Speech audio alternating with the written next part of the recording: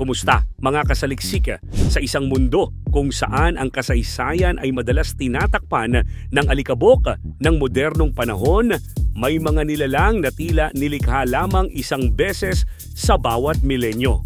Kaya mula sa kabayong tagapag-ingat ng lahing matatag ng Canadian horse hanggang sa Vikingong mandirigmang may tikas at tapang ng Fjord horse, pag-uusapan natin ang 10 pinakabihirang kabayo na kailan may hindi mo akalaing umiiral pala sa mundo. Kaya kung handa ka na, ay simulan na natin! Number 10, ang mahiwagang Canadian horse. Isang kabayong may dugong mandirigma at kaluluwang matatag, yan ang Canadian horse. Ang lahing ito ay parang hindi natitinag ng panahon. Hindi lang basta ordinaryong kabayo, ito ay parang kombinasyon ng makina at himala. Matibay ang pangangatawan, malakas ang resistensya at sinabing may iron will. Isipin mo, kaya nilang tiisin ang matitinding yelo ng Canada without blankets. Wala silang pake kung snowstorm pa yan, lalakad pa rin sila na parang wala lang. At kahit bihira na lang silang makikita sa kasalukuyan, tinuturing pa rin silang national treasure ng Canada. Galing pa sila sa panahon ni King Louis XIV noong 1665 at hanggang ngayon ay patuloy silang hinahangaan. Ang hooves nila hindi basta-basta. Hindi na kailangan ng horseshoes, ganun sila katibay. Parang sinadyang ilagay sila sa mundo para ipakita kung ano ang ibig sabihin ng tibay at tapang. Number 9, ang kulot na alamat, Baxter Curly Horse. Mukhang tupa pero tumatakbong parang hangin. Ang Baxter Curly ay tunay na visual wonder. Ang kulot niya ang balahibo, kulot din hanggang buntot at mane ay hindi lang basta pa-cute. May espesyal itong gamit. Hypoallergenic daw ito. Ibig sabihin kahit ang may allergy ay pwedeng makihalubilo sa kanya nang walang problema. Parang sinadyang gawin ang kabayong ito para sa mga taong hindi makalapit sa hayop dahil sa allergy. At ngayon, maaari na nilang maranasan ang pakikipagsapalaran kasama ang isang kabayo na parang niyakap ng ulap. At hindi lang yan, ang kabayong ito ay sacred para sa Sioux tribe. Noon, tanging chiefs at medicine men lang ang may karapatang sumakay sa kanya.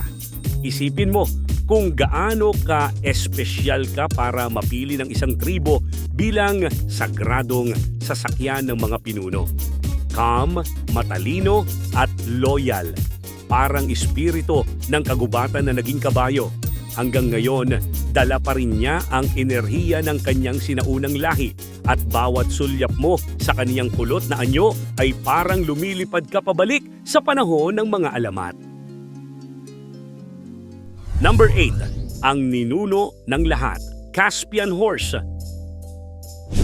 Hindi lang basta kabayo ang Caspian. Ito ang tinaguriang ancestor ng mga Oriental breeds. Parang siya ang great-great-grandparent ng karamihan sa mga kilalang kabayo sa mundo. Sa unang tingin, maliit siya. Nasa 12 hanggang 13 hands lang. Pero huwag mong huhusgahan ang laki dahil sa katawan niyang parang gawa sa bakal at kasaysayang tila inukit sa sinaunang scrolls. Isa siya sa pinakakaibang nilalang sa mundo ng equestrian. Matagal siyang inakalang extinct, pero sa isang hindi inaasahang pagkakataon muli siyang natuklasan noong 1965. Para kang nakatagpo ng dinosaur sa backyard mo, di ba? May kakaiba siyang features, malalaking mata, oval na hooves at low-placed nostrils na parang sinadyang disenyo ng kalikasan para sa kagandahan at tibay. Hindi lang ito kabayo. Isa siyang buhay na kasaysayan, isang nilalang na muling bumangon mula sa limot upang ipaalala sa atin kung gaano ka-powerful ang lahing hindi sumusuko. Number 7, ang Vardag Gypsy Warrior, Gypsy Vanner Horse. Kung ang fairy tale ay nagkaroon ng kabayo, walang duda, Gypsy Vanner yun. May mahaba at umaalon na buhok, buntot na parang ginupit ng stylist at lakas na kayang humila ng buong kariton ng isang pamilya. Isa siyang tunay na produkto ng sining at pangangailangan. Ipinanganak at pinalaki ng mga Romani noong 19th century, pinili siya hindi lang para sa lakas kundi pati na rin sa ugaling mapagkakatiwalaan at kalmadong espiritu. Pero ang pinakakakaiba sa kanya, hindi siya ordinaryong draft horse. Siya ang kabayong bumibiyahe kasama ng buong buhay ng kanyang pamilya. Sa bawat pag-ikot ng gulong ng kanilang vardos, yung tradisyonal na kariton nila, kasama siya bilang tagapagdala, tagapag-ingat at tagapagsimula ng mga kwento sa lansangan. At nang makarating siya sa Amerika noong 1996, para siyang celebrity na agad minahal. Sa bawat kumpas ng kanyang buntot at bawat hakbang ng kanyang mabigat pero mahinhing mga paa, para siyang paalala na minsan ang kagandahan ay nasa kakayahang magsilbi ng may dangal at puso. Number 6, ang Mala-Dalmatian na knobstropper. Kapag nakita mo ang knobstropper, hindi mo mapipigilang mapatingin uli dahil ang coat niya ay parang pintura ng mga bituin sa gabi.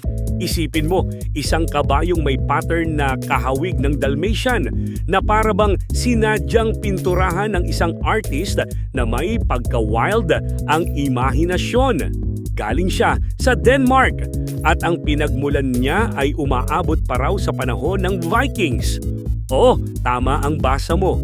Mga kabayong ginagamit noong panahon ng mga mandirigma ng Hilaga. Pero hindi lang sa itsura ang laban ng knobstropper. Kilala rin siya sa agility at versatility. Kayang-kaya niya ang dressage, show jumping at kung ano-ano pa. Ibang klase talaga siya. Bihira, makapangyarihan at may kakaibang ganda. May humigit kumulang 600 na lang sa buong mundo. Kaya bawat knobstropper ay parang isang kayamanang nililihim ng panahon. Kung may kabayong kayang ipagsigawan ang pagiging isa sa 1,000, ito na yon! Number 5, ang gintong dilag, American Cream Draft. Kung ang sinag ng araw ay naging kabayo, sigurado akong ang resulta ay ang American Cream Draft. May mapusyaw na kulay ng cream, puting mane at amber eyes na parang tanaw mo ang ginintuang kaluluwa nito. Para siyang lumabas mula sa panaginip. Isa ito sa pinakanatatanging kabayo sa listahan dahil siya lang ang tanging draft horse breed na likhang Amerika. Ang kwento niya nagsimula noong 1911 sa isang auction kung saan isang mare na tinawag na Old Granny ang naging punla ng bagong lahi. Sa paglipas ng panahon, ang dugo ni Old Granny ay nagpatuloy sa mga sumunod na henerasyon. Dala ang kulay at ugaling napakakalmado at mapagkakatiwalaan. Perfect siya sa mga gawaing bukid, sa mga carriage rides at kahit sa mga horse shows. Sa dami ng kabayong malalaki at mabibigat, itong Golden Beauty ang kumakatawan sa elegance meets power. At sa bilang na humigit lang sa 500 sa buong mundo ngayon, tunay siyang rare gem sa mundo ng kabayo. Number 4, ang metalikong misteryo, Altec Horse. Isang kabayong may balat na kumikislap na parang ginto sa ilalim ng araw.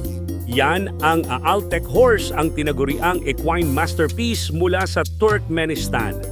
Sa tuwing siya inatatamaan ng sinag ng araw, para kang nakakita ng nilalang mula sa hinaharap.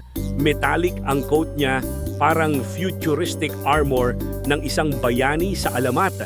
Pero wag ka, hindi lang forma ang meron siya. Sa likod ng makintab niyang anyo ay isang katawan na pinanday ng disyerto. Kaya't endurance at grace ang kanyang sandata. Sa gitna ng Karakum Desert kung saan halos walang buhay, nabuhay at lumakas ang Altec. Kasama ng mga nomadic tribes na tumawid sa gitna ng panganib. Sa ilalim ng init at lamig, sa kakulangan, ng pagkain at tubig doon siya tumatag. Nakapasok siya sa Amerika noong 1979 at mula noon, hindi na siya itinuring na ordinaryo. Isa siyang kabayong parang alon ng buhangin. Mabilis, malambot ang galaw, pero may kurot ng kapangyarihan. Kung may kabayong gawa sa liwanag, baka siya na yon.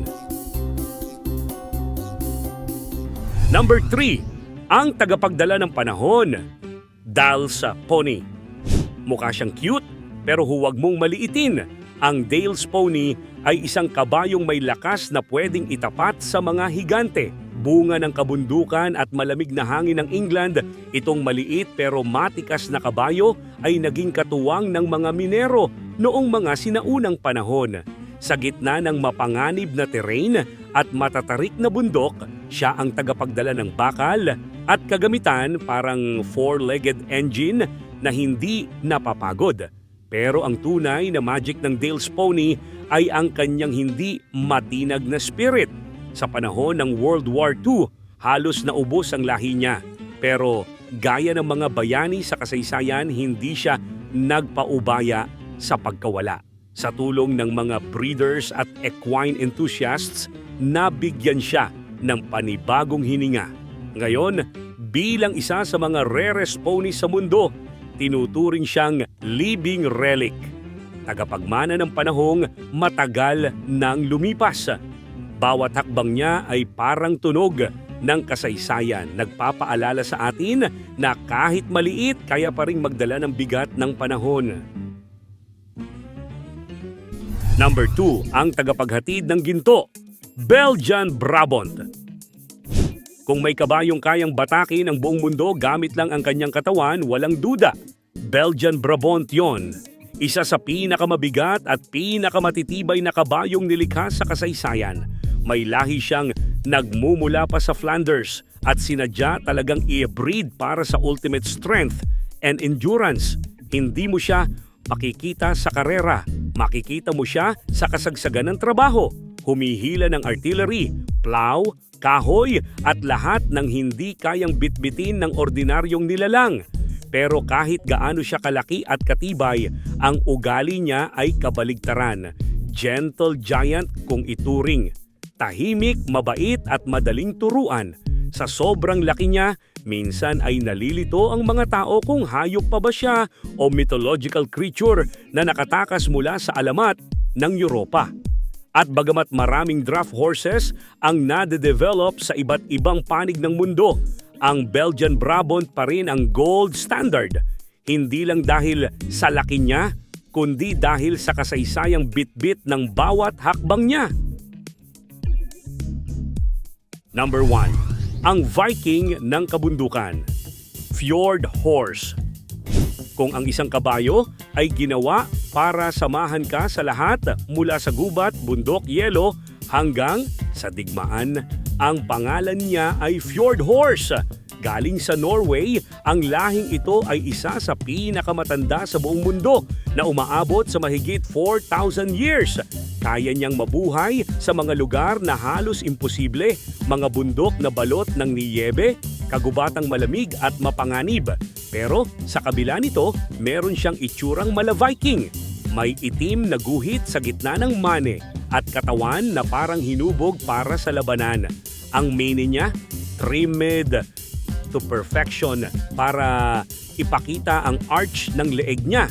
Isang disenyo na pinag-isipan para hindi lang functional kundi photogenic din.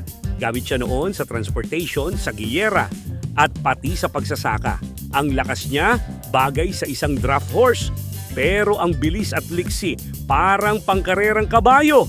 Kaya hindi nakapagtataka na hanggang ngayon, ginagalang at minamahal pa rin siya sa Norway at sa buong mundo. Isa siyang paalala na ang tunay na kagandahan ay nasa balanse ng tibay, tapang at kabaitan.